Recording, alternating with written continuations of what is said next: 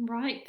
Hello. Happy lunchtime for some of us. I just wanted to hop on fairly quickly to have a little chat with you about something very near and dear to my heart.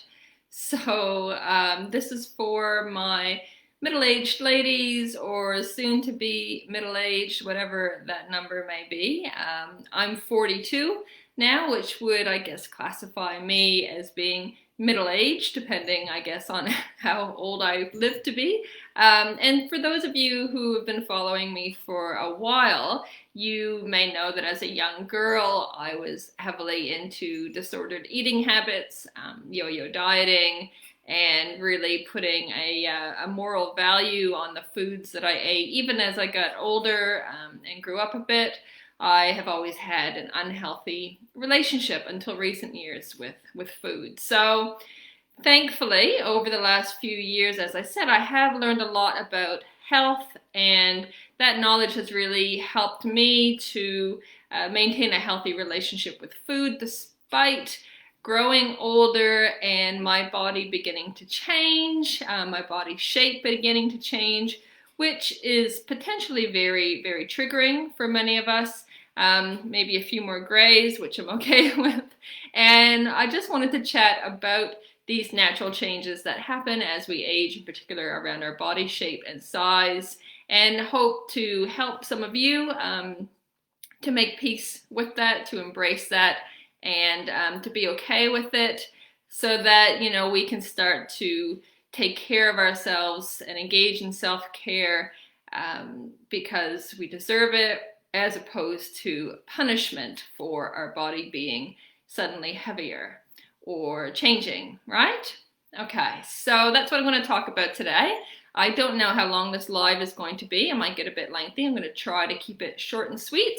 But essentially, when we think of what I would call disordered eating, disordered eating being those behaviors that are unhealthy around food, potentially overeating to the point of feeling uncomfortable quite frequently, or having obsessive thoughts about food, yo-yo dieting and the weight cycling that goes along with it, amongst other things, are all examples of disordered eating.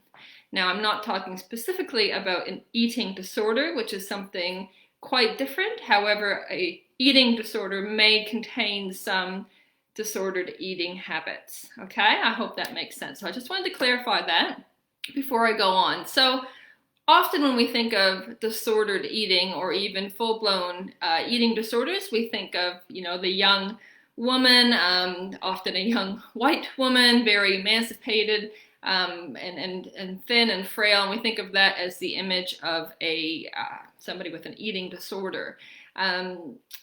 In general, we think of teens as being those most prevalent with eating disorders, and while this is the case in many cases, it is starting to show that as far as disordered eating goes, that middle-aged women are on the rise when it comes to disordered eating or full-blown eating disorders, okay? And so it's interesting because there are two really crucial times in our lives where our hormones become affected, once being puberty, the other being menopause or premenopause. And so these are times when our bodies change, and these are the times where there tends to be the highest amount of cases of disordered eating. So I think that's interesting in itself.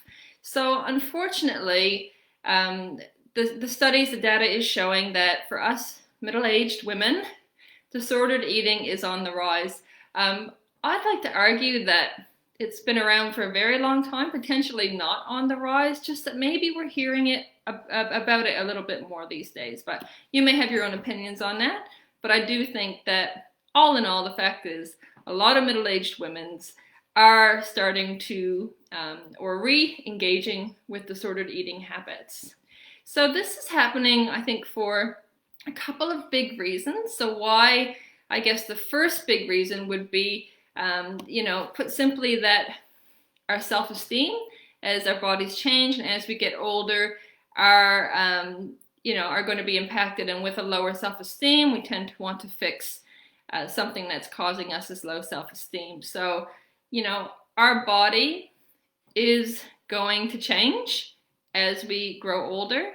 That is a natural fact. It is nothing to be concerned about, as far as there being some changes that happen.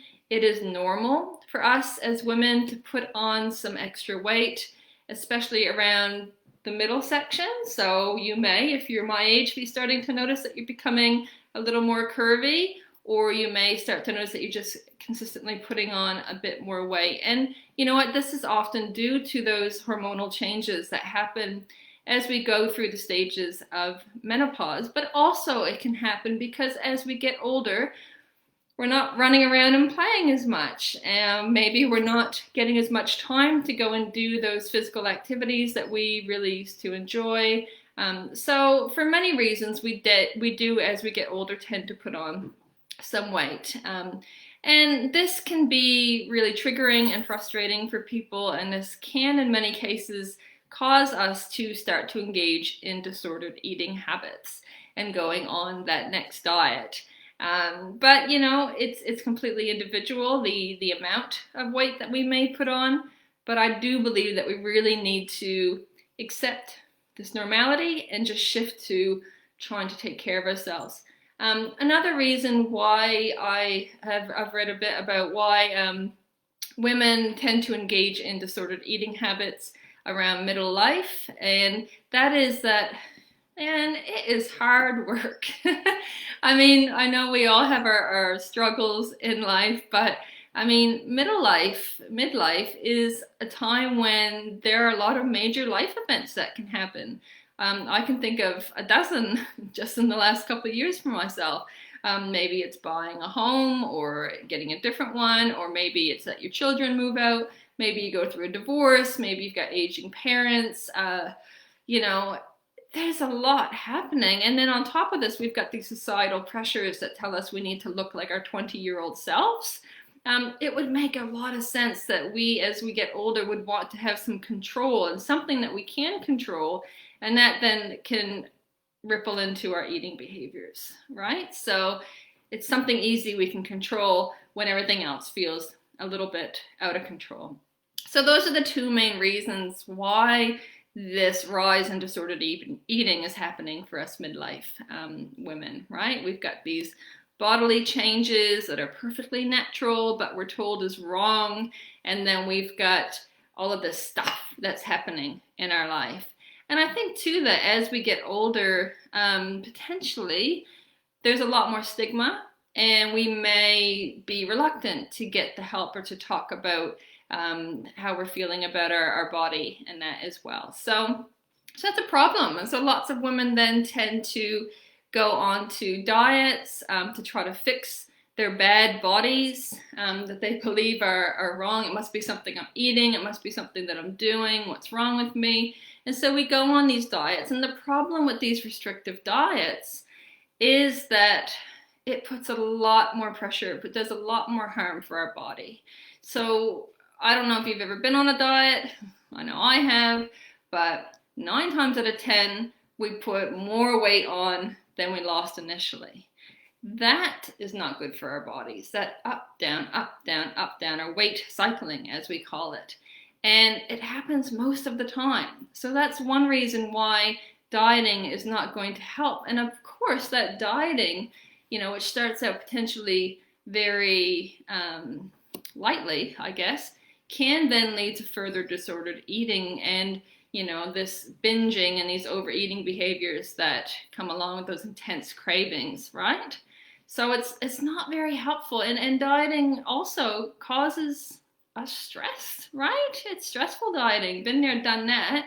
You're damned if you do and you're damned if you don't. So the more you diet, it tends also to get a lot harder for us to maintain these dieting behaviors. You just get over it. So, all of these things, this weight cycling, this binging, and this generally feeling out of control around food is not only going to affect our metabolism, but it's going to affect our self-esteem, which is then just going to make us go into that cycle again, okay?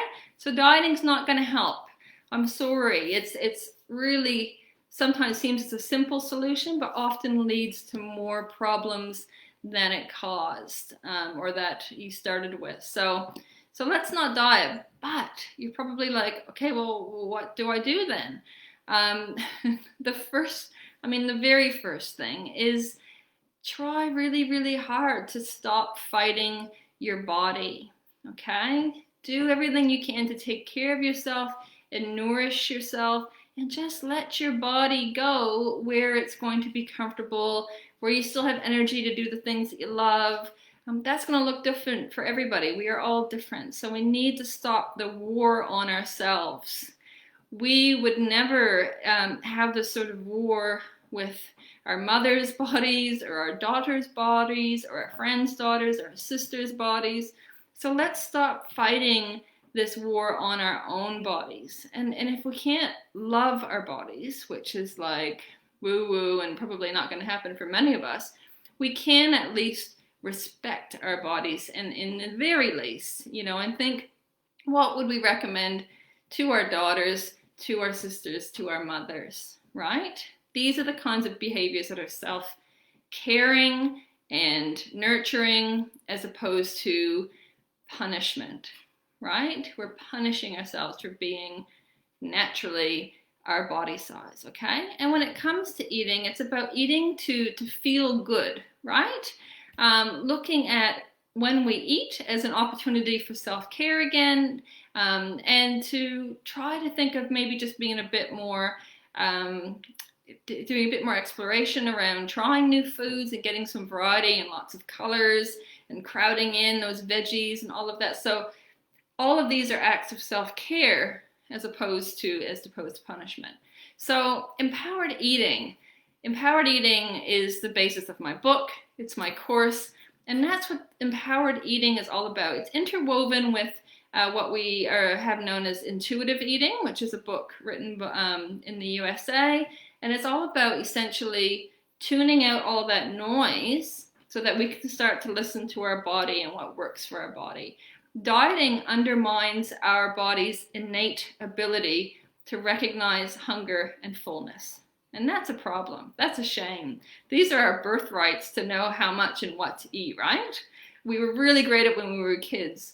Our bodies are really, really clever. And you know what? Given the chance to listen to it, it will tell us what it needs. And that's what empowered eating is about, is just helping you to learn to tune into your body, to engage in self-care, to learn which foods make us feel amazing and give us lots of energy, and also to be able to eat foods that we can label bad or naughty, to be able to eat those without guilt and shame, knowing that there's no one food that has the ability to heal or harm us, and knowing that it's okay to eat for pleasure. In fact, we should be eating for pleasure.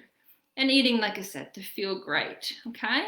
Because when we deprive, when we engage in disordered eating, all it does is makes cravings for those foods worse. We don't generally crave the foods that aren't labeled as treats, right? We crave the foods that we restrict. And when we restrict for too long, we fall a little bit harder.